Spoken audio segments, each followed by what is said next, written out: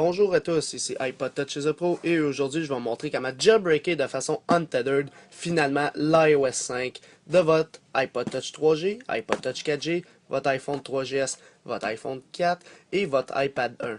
Alors, tous les appareils sauf l'iPhone 4S et l'iPad 2 peuvent être jailbreakés maintenant de façon untethered sur l'iOS 5. Alors là, cette vidéo est juste dédiée à ceux qui ont déjà jailbreaké leur appareil au 5.0.1 et qui sont déjà tethered. Alors pour ceux qui ne savent pas c'est quoi tethered, c'est que vous avez Cydia, vous êtes jailbreak, vous êtes sur l'iOS 5 et quand vous redémarrez votre appareil, vous avez besoin de votre ordinateur pour le redémarrer. Alors, si vous avez besoin de ça, la vidéo est pour vous. Fait que tu n'as pas besoin de restaurer, de recommencer à zéro pour appliquer cette méthode.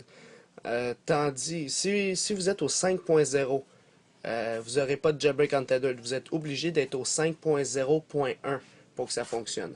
Alors, si je m'en vais dans les réglages, en passant, je suis accompagné d'un iPhone 4. Je m'en vais dans Général, Information. On peut voir que j'ai le 5.0.1 en ce moment.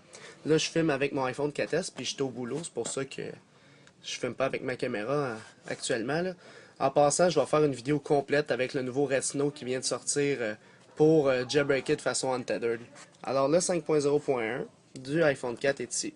Alors, tout ce qu'on a à faire pour le rendre untethered, c'est d'aller dans Cydia et installer une nouvelle application qui s'appelle Corona. Alors, C-O-R-O-N-A. Alors, Corona, la première application ici, Corona 5.0.1 Untethered.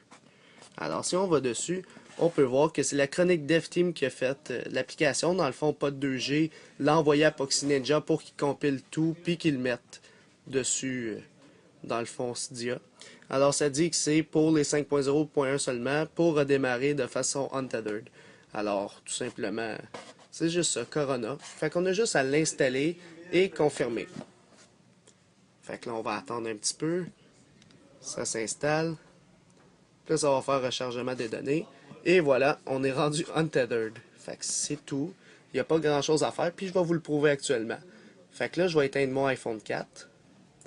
On peut voir que c'est un 4 et non un 4S. Là, avec la barre que normalement sur le 4S est ici et non en haut. Fait que là, il est en train de s'éteindre. Fait que là, on est en train de l'éteindre. Là, par la suite, on va le rallumer.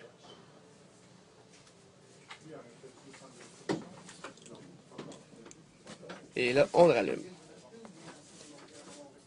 Puis là, on peut constater qu'il va être untethered.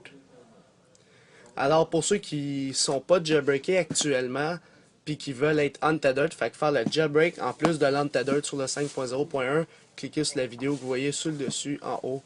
Puis c'est la vidéo que je vais faire avec Retina.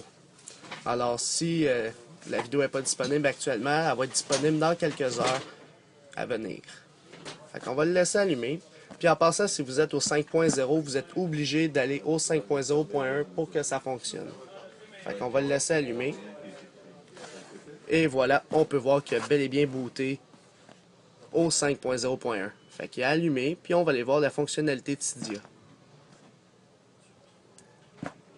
Et voilà, on est maintenant rendu untethered.